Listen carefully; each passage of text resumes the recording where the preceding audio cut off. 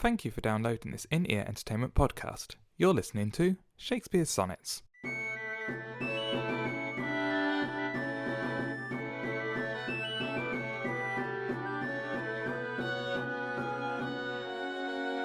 Sonnet number 20. A woman's face with nature's own hand painted, hast thou, the master mistress of my passion. A woman's gentle heart, but not acquainted with shifting change, as is false woman's fashion. An eye more bright than theirs, less false in rolling, guiding the object whereupon it gazeth. A man in hue or hues in his controlling, which steals men's eyes and women's souls amazeth. And for a woman wert thou first created, till nature, as she wrought thee, fell doting, and by addition me of thee defeated. By adding one thing to my purpose nothing. But since she pricked thee out for women's pleasure, mine be thy love, and thy love's use their treasure. I almost got all the way through that one then, didn't I? That was sonnet number 20 from Shakespeare's Sonnets. I'm joined by Thierry Heles. I'm going to do your whole bit for you. I'm joined by Thierry, and he's not allowed to speak. That was sonnet 20. This does appear to be the sonnet that has sparked, as I was talking in the last podcast, all of the Shakespeare might be gay allegations seem to come from this sonnet. So I'm going to pass over to Thierry so he can explain that to you. Oh, you just said I'm not allowed to talk, but you can talk now. I unbind you. We have, if we do get a bit more technical with this one, we have in every line we have the letters H, E, W, and S. And sometimes we have the word hue, which obviously today would be spelled H-U-E. Yes. But there is a quarto version from 1609 where Shakespeare spelled it as H-E-W. So what's the quartoon version first? Say again? What you said there was a quartoon version? I can't say There's that word. 1609 version. Yes. So basically the quarto, they call it the quarto version. So the early writings or the early recorded replications of the sonnet. Where he spelled H-E-W, which you were saying it's a term for something with gayness. I was doing some reading. A hue was a servant. A H-U-E was a servant. But the original word for it, H-E-W-E. So it's a male servant it's referring to, and it leads into this suggestive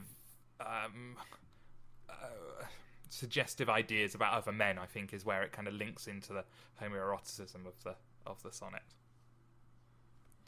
which is quite interesting. So this one, I mean I read it now and I'm not seeing a huge amount of gayness. It's extruding. That's not even a word, but emanating from the sonnet. But people do see it, I guess. Well, he's basically describing a man by giving him women's attributes. From the start, there's a woman's face, the master mistress of my passion, shifting change, an eye more bright than theirs, less false in rolling, gilding the object whereupon it gazeth. Maybe not openly saying I want to do. It does have the line: a man in hue or hues in his controlling, which steals men's eyes and women's souls amazeth. So it forces men to look at him. He forces men to look at him through his beauty. And then it goes on to say, and for a woman, sorry. No, I was just going to say, if you're a writer writing that, that's almost an admission that you have been looking at him in a certain way, I guess. Basically, if we do treat this as a real life character, and Shakespeare is actually talking to a real person, then yes, he is. But then we have already established that Shakespeare has been looking at him and going, "Oh my, you are really, really beautiful." Yeah. Yeah, even though up until this point he's been trying to convince him to have children rather than going, if you don't want kids, maybe date me. Yeah, come round to my house, come to my bed. But this, I mean, this isn't even. I suppose this isn't an admission of wanting to do physical things with him. I'm trying to keep the explicit tag off. It's not going to work in this, is it? But it's an admission that he's at least, I suppose, considered it, maybe, or fleetingly the thought has passed his mind as this young chap walks by. He's gone, ooh. I guess would be the modern whistling version. down the street. Yes. So I think that's quite interesting. But see, sorry, I'm kind of stumbling over my words because I'm more ideas keep popping into my head as I'm talking, which isn't good. But there is it's go on. Quite an interesting thing that he seems to defend himself almost when he says, "For a woman wert thou first created, till nature as she wrought thee fell a doting, and by addition of thee defeated," which is by adding one thing to my purpose nothing, which is basically saying you were supposed to be a woman, and then nature just went, we'll give him a bit of dangly bits, and now I'm screwed because it's not okay for a guy to. Well, a guy can't do to another man what he would do to a woman. Yes. So that your reading of "and for a woman wert thou first created" to be he was sort of designed to be a woman, because I read that as for a woman, as in he was created for a woman, as in to be with a woman, till nature and she wrought thee fell a doting. But then how do the next three lines work? Okay, yeah. Because especially by adding one thing to my purpose nothing, which I at least read as nature thought you might be a woman, and she went, "Well, add a penis." And which is, I might be completely wrong, but that's the impression that I got when I Yeah, I guess I can see that reading. I guess, but by adding one thing to my purpose nothing, because of the penis, I suppose. Your purpose in that day and age would be to procreate. So by adding one thing, my purpose nothing. My purpose has become nothing because I want you, and I can't. But I can't do. Yeah. It's all very deep. This one. Again, it's just about sex. Yes, but since she pricked thee out for women's pleasure, mine be thy love, and thy love's use their treasure. It's quite an interesting. So the first line of that being, nature has pricked thee out. I don't know if that's as in like pimped out, but pricked out. You like adding on. Well, apparently, prick at the time was also a slang for penis. Yeah, so to be pricked out would be to gain a penis, I guess. Which is an awesome word. You're a one pricked out dude. If it was around today, that's what it would say. Out for women's pleasure. So you were pricked out for women's pleasure. Mine be thy love, and thy love's use their treasure. Which is basically saying we can have the platonic love, and you can make the physical love to women. Oh, and they can enjoy that. Poor William. He didn't know all the things men can do together. He needed educating. That's what he. Corrupting Shakespeare is brought to you by Mark Chatterley. He was rich, wasn't he? That's fine. I wouldn't say that he was unaware of love between men, because I mean the Greeks were quite happy to do that, and he would probably have been educated quite a lot with Greek literature and Greek history. Yes, as smart people at the time did. So he would have probably been aware. He was just it was just wrong in society. You could consider it even worse than we might consider it today. Well, sodomy would have been illegal back then. The law would have been in place for it to be illegal with a church in power, and yeah. Which is interesting, because I'm fairly sure sodomy comes up in the Bible as a way of avoiding getting pregnant.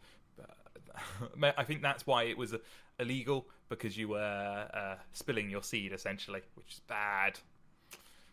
There's a lot of things in the Bible that are bad, are illegal. I mean, shaving is illegal in the Bible. There's just So God's been very happy this month with Movember going on. Yeah, probably. It's just a Christian conspiracy, Movember.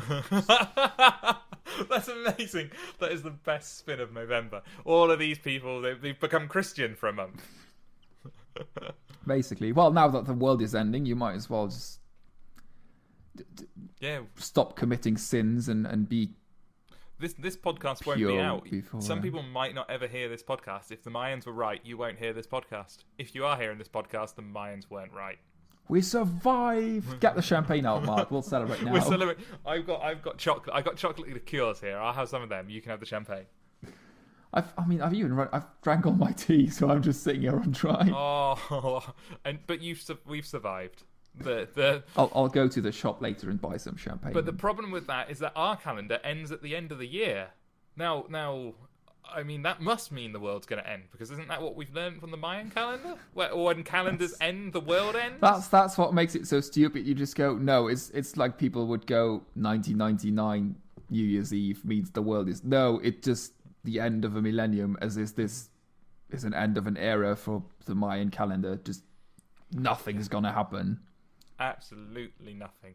But they weren't smart enough to predict their own downfall, so why would you have predicted this? They made a calendar that went on many, many years after their after their own personal downfall. Several millennia after they were. Yeah. They didn't even get it within like an error range of 100 years. It was millennia. Yeah, not fitting.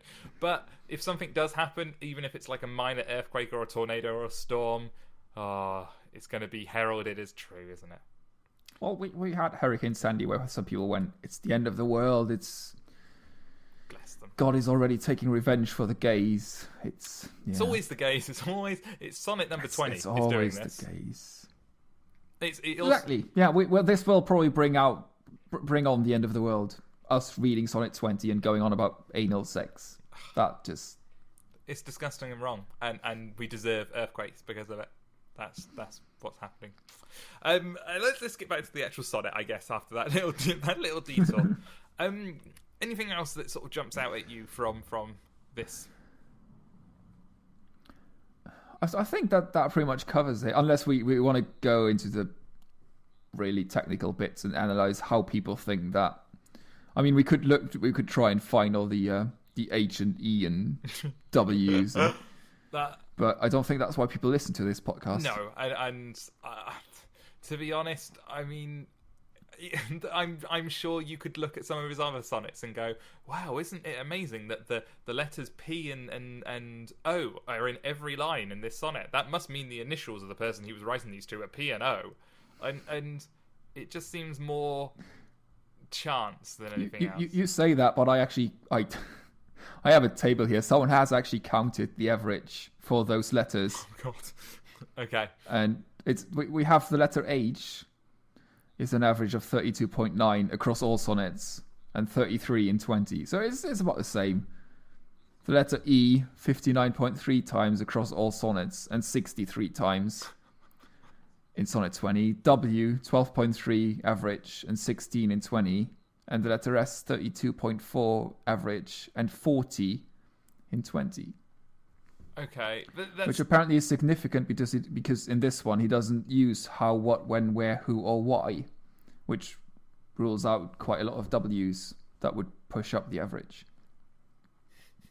I still think that's probably reading into a sonnet a bit too much. But then that's what people do. They will not stop until they've proven it. Because in literature, you can do that. You can just look for so long until you've found the proof that you were looking for. Yes. Yeah, and conveniently ignore things that disagree with you. All the other things, yeah. Yeah. And can you really start applying scientific methods to what, at the end of the day, is literature, which isn't a scientific discipline?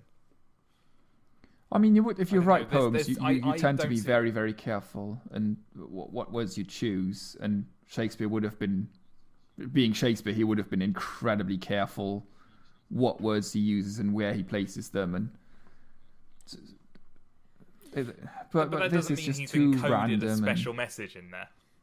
Probably not. Well, maybe there is. We'll have Dan Brown's grandson write the Shakespeare Code in 100 years from now, and there'll be lots of running around and antimatter and demons and a very blowing young, up the Vatican. boy. Yeah, it sounds thrilling.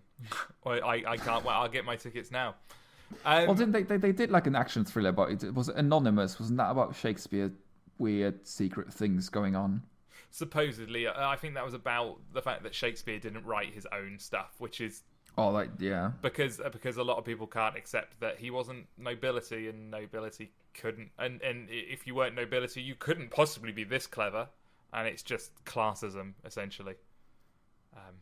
But then you could say that about, Enid Blyton knocked out a novel every couple of weeks, and she worked as a not a maid, as a looking after children for a while. Oh, what do you call those? A wet nurse or a nanny? No, because sort of like a nanny, just looking after children. You'd go, it's not smart enough to write a novel, let alone, I don't know how many books she wrote. So you could always come up with that argument. Maybe people will in 500 years from now. They'll just go, Enid Blyton never existed. Yeah, no, it couldn't. It was a collection of many people. Oh, it's just... No one could write 20 novels in a year. It's not possible. They weren't exactly big novels, and they weren't exactly deep, though, were they? They weren't deep, but there was a lot to write, and she didn't have there was no cut and paste. No. Or copy and paste. She actually had to write it all out. Or use typewriters, I'm not sure which... She was a woman, she could probably type. Sexism brought to you by Mark Chatterley. Send your usual complaints too. Just go to the contact form on the website. That's fine. Let's hear you read Sonnet 20 and let's wrap this up, I think. Sonnet 20. A woman's face with nature's own hand painted, hast thou, the master mistress of my passion. A woman's gentle heart, but not acquainted with shifting change, as is false women's fashion. An eye more bright than theirs, less false in rolling, gilding the object whereupon it gazeth. A man in hue, all hues in his controlling, which steals men's eyes and women's souls amazeth. And for a woman wert thou first created, till nature, as she wrought thee, fell a-doting, and by addition me of thee defeated, by adding one thing to my purpose nothing. But since she pricked thee out for women's pleasure, mine be thy love, and thy love's use their treasure. Excellent. That was Sonnet number 20, the dirty gay sonnet. I've been Mark Chatterley. I have been Thierry Heles. And we will see you again next week, or next time, I guess, for Sonnet 21. Goodbye. Bye.